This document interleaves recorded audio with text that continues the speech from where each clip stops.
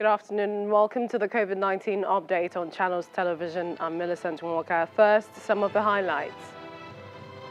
Today, Muslims celebrate Eid al-Fitr amid fears of COVID-19. Government calls for caution. Food security, a big challenge. On our theme today, we examine the impact of coronavirus on agriculture. And Brazil's COVID-19 death soars as virus spreads in the region.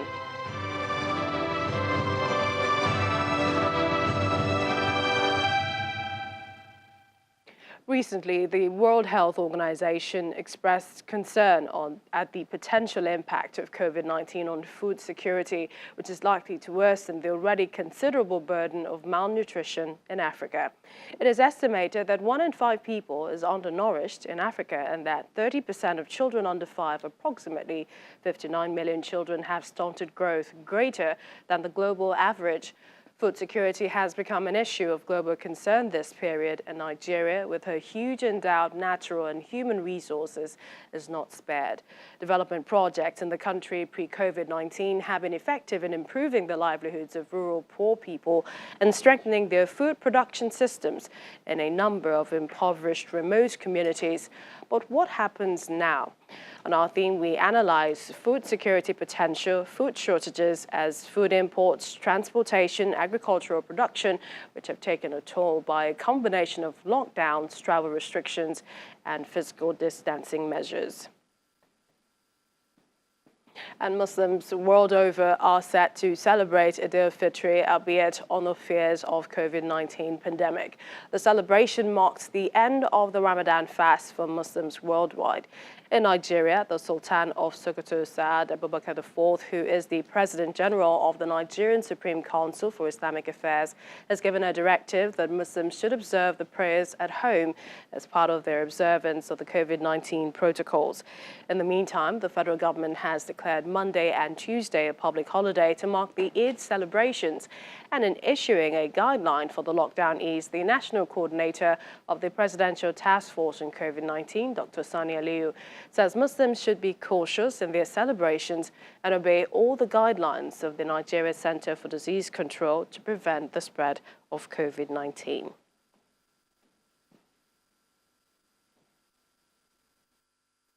And the Archbishop of Wusasa Anglican Diocese, Zaria in Kaduna State, has warned that physical distancing and observing all the safety guidelines will be impossible in many places of worship if government allows churches and mosques in the state to reopen. Speaking to Channels Television in an interview, the bishop urges all citizens of the state to be patient pending the time government feels it's ripe to relax the lockdown. He also commended the Kaduna State government for the proactive measures it has put in place to curb the spread of COVID-19. I strongly feel that the lockdown is helping tremendously. Opening up of places of worship, mosques, church, will now increase the spread of this virus. How will it increase it? It is very difficult for any religious leader, if we will be true to ourselves, to control our large membership in maintaining the simple hygiene, even in churches. Take, for instance, if we have 500 members in one church, and the church hall is just small to accommodate them. There's no social distance. There's no washing of hands, probably, or little of it, and so on. No wearing of masks, probably. Now, this is going to be very difficult. However, I strongly feel with the lockdown, a little bit of more patience from the public and religious leaders will do us good in the state. 339 new cases of COVID-19 were recorded in Nigeria, another high in a single day, bringing the total confirmed cases in the country to 7,016. The NCDC has also announced that 1,907 patients have been discharged and the death toll put at 211. The new infections are in 17 states and the Federal Capital Territory, with Lagos having the largest number, 139 cases, followed by Kano and Oyo states with 28 each. Lagos State in the southwest still has the highest number of cases with 3,093. Next, Kano in the northwest, 875. The north central region is the FCT. Borno tops in the northeast with the cases unchanged at 235. We have Edo leading in the south-south, 144 cases, and 16 cases unchanged in Enugu State, leading in the southeast. So how do we ensure food security in a pandemic? How can states provide assistance to food insecure households, ensure that medical supplies are not in short supply amidst the different border restrictions? Well, Mr. Kabiru Ibrahim is the president of All Farmers Association of Nigeria, and he joins us from Kaduna. Thank you for joining us on the program. First, share with us how your association have been affected by the COVID-19 pandemic. I am actually from Katsina, not Kaduna. The farmers, like every other Nigerian, cannot readily go to their farms. And if they don't, the farming season will not be the best for Nigeria.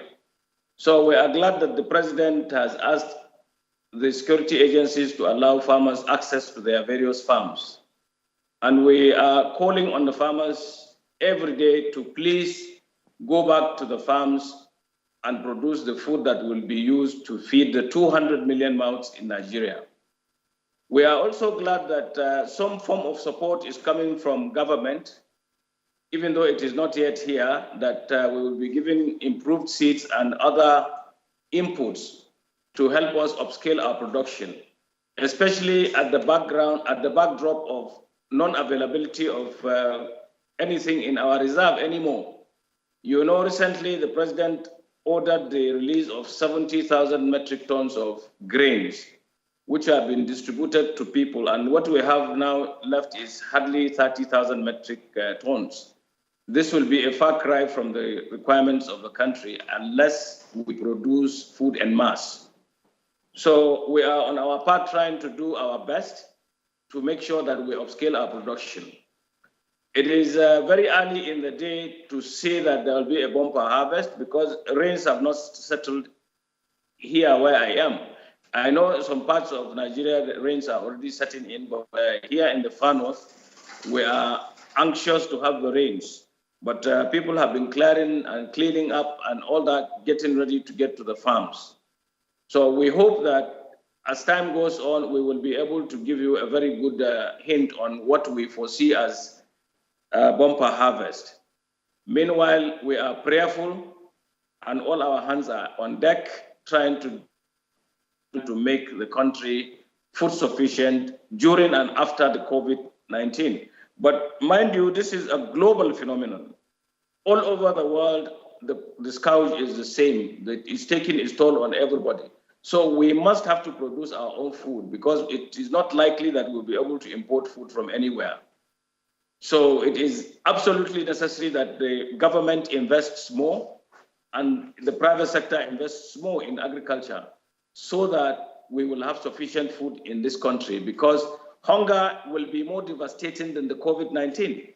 The deaths that could come from lack of food will be more than that would come from the COVID-19, because we are assured that the survival rate in the COVID-19 is 80%. For hunger, the survival rate is 0.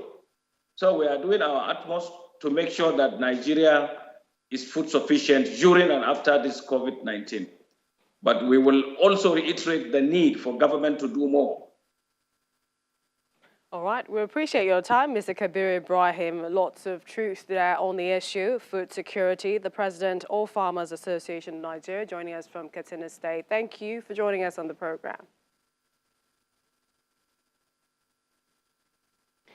Well, still talking about this issue and what COVID-19, how it's impacting different sectors. Joining us in the studio is a public health physician, Dr. Adewale Agosu. Thank you for joining us. Thank you for having me. So COVID-19 is impacting us in so many different ways, and we're told that we'll be living like this for a long time. We don't know if it's long or until there's a vaccine. Yeah. I even think even if there is, there might be issues with that. But I guess when we get there, when we cross that bridge, we'll answer those questions. But then we are experiencing more cases in Nigeria.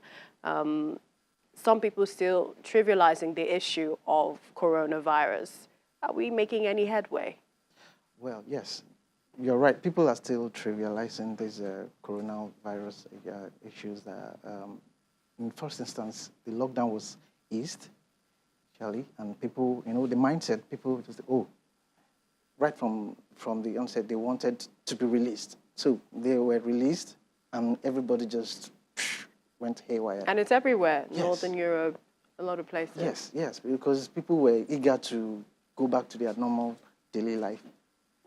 So as you have, what's it called, increase in people going out, their daily activities, you can't but have increased number, especially in our settings where people are not following the directives. Wear face mask. People even wear face mask in order not to be apprehended by the police, not for themselves. You understand? So while you don't observe those orders, there's no way you have increase in the spread. Some people have said maybe we can identify these densely populated areas where we're seeing a lot more cases, where there's community transmission, while others are saying no, because if we do that, then we might be saying that people in those places might be stigmatized, even though they might be negative. Well, I think it's important for us to identify those areas so as to prefer solutions. You understand? There is a challenge you want to identify, then so you prefer solutions. So the more you test people, the more you have increase in the figures. I was going to ask about interstate travel ban. Most of the state governors have complained that a lot of people are still moving, even though this ban is in place. That is also a problem, isn't it? Yes, it's a problem, and it behoves on the law enforcement agents to be strict about it. Yes, they have to be strict because Nigerians, I'm sorry to say, Nigerians love to be enforced to doing the right thing. Understand? When you say there's strict lockdown, even from the onset, I believe there was nothing like a lockdown because you still see people moving about, going about their daily activities. But when you enforce and you say no movement across the borders, there shouldn't be movement across the borders, especially towards the celebration season that we're entering in a few days. So there should be strict adherence. All right, so Nigerians taking responsibility for themselves. Yes. Take us through the fact and fiction on COVID-19. Some people say if you take zinc and vitamin D, it fortifies you against COVID-19. Okay, yeah. Well, there have been some school of thoughts that you take those vitamin D, vitamin C, zinc to boost your immune system. It is not an outright treatment. It's just to boost your immune system. We are blessed in this part of the world that we have sunlight. You understand? The sunlight gives us a source of vitamin D. It transmits to our skin and converts it to what we call cholecalciferol. Then we have that natural vitamin D. If you have that, I don't think there's any need for you to be. Okay, to quickly ask you, wearing a mask for long periods interferes with your breathing and oxygen levels, so wear it when you're in the midst of a crowd or in a large gathering. Yes, and it's been advised that, fine, you breathe in oxygen and take out carbon dioxide. However, when you do that for a long time, it could lead to you having hypoxia, that you are breathing in the carbon dioxide that you are breathing out, you're exhaling. Okay. So if it's advised that maybe within a span of 10 minutes, you could just release it a bit, so you have fresh air. However, knowing the implication of this virus, you have to adhere to and comply. The rules. Yes. We appreciate your time, Dr. Adewale Ogosu, public health much. physician. Thank you for joining us. My pleasure. Still to come, we have more on the COVID-19 updates. Join us again.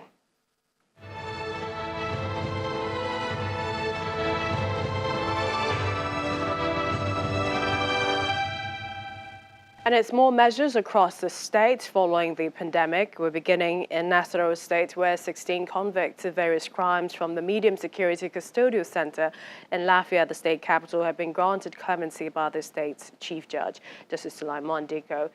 He discharged the convicts during a special tour of the facility after he paid their fines. This is in compliance with the directive of the Chief Justice of Nigeria to decongest correctional facilities across the country to contain the spread of COVID-19.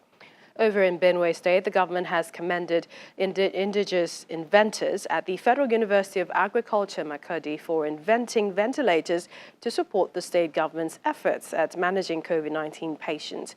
Mr. Otom gave the commendation during the presentation of a sampled ventilator to him at the government house, where he also made key announcements lifting the ban on worship places, markets, and other forms of economic activities to conform to the COVID-19 safety protocols.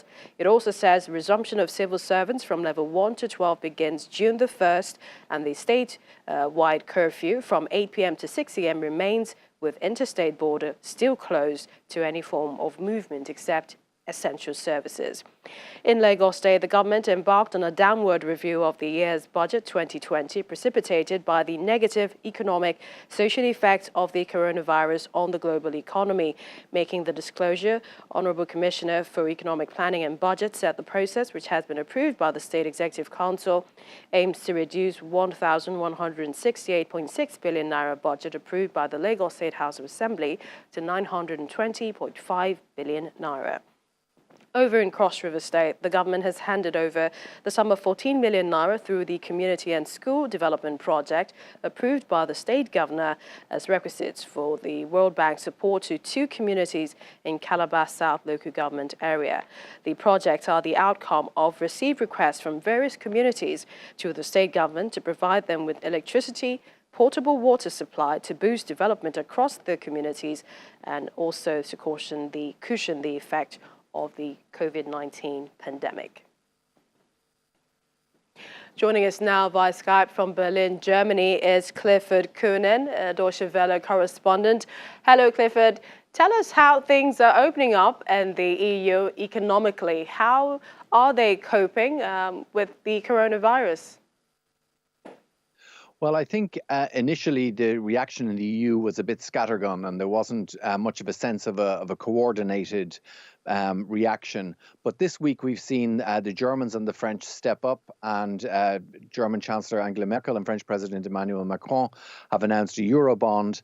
And today we've also seen that it looks like Lufthansa, the German national airline, is going to be getting a big bailout from the government because it's been obviously suffering quite intensively from the effects of the pandemic. It's got a lot of employees who've been on short-term work, and of 135,000 employees, 80,000 have been on short-term work. So it's been a big day, or a big week, for European coordinated action and in trying to present a unified picture as it deals with the fallout from the coronavirus epidemic. What's Germany's position over the coronavirus policies, seeing as also you mentioned the EU COVID fund aid, and how will that unravel with all of the bailouts available across the European Union? Well, I think what Europe is now trying to do is to present this unified front because it didn't really coordinate activities initially. We've also seen there's so many different balls in the air right now. You've got US, China, looking to other parts of the world, to Africa, to Asia, to see how reactions are there. So I think it's become very important for Europe to step up and really act in a coordinated way. So what we're seeing are things like the the German state government bailout for Lufthansa is a great example of how the government is trying to meet the challenges of the pandemic, and which are obviously huge with things like employment and looking forward as we gradually come out of the pandemic. Just a few seconds we have left. We're hearing about protests this weekend in Germany over coronavirus policies. What's happening? Well, there will be protests, and there have been for the last couple of weeks. They're not being taken that seriously because I think most people want a stable and sustainable reaction to the pandemic, and they're happy to engage in social distancing and that. But at the same time, people are worried about reinfection, and so these demonstrations they don't create a very good image for a lot of people. And I think the broad consensus, though, is that people are prepared to stick it out, and they won't be taken to the streets. All right, many thanks, David Kuhnen, the Deutsche Welle correspondent, joining us from Berlin. A pleasure. Thank you. And the coronavirus death toll in Brazil has surpassed 20,000. This is after a record number of deaths in a 24-hour period. The country is the epicenter of the outbreak in Latin America and has more than 300,000 confirmed cases. That's the third highest in the world. The cases around the world have been rising sharply, causing increasing concern to regional health authorities. With more than 20,000 dead, Brazil now has the sixth highest number of deaths in the world from the coronavirus pandemic. And with outbreaks in Mexico, Chile, and Peru, there are now fears that Latin America could be the next epicenter of the pandemic. More than 600,000 cases have been recorded in the region, and more than 30,000 people have died. This is far fewer cases and deaths than in Europe and the US, but testing is nowhere near as widespread, and experts say deaths may be underreported.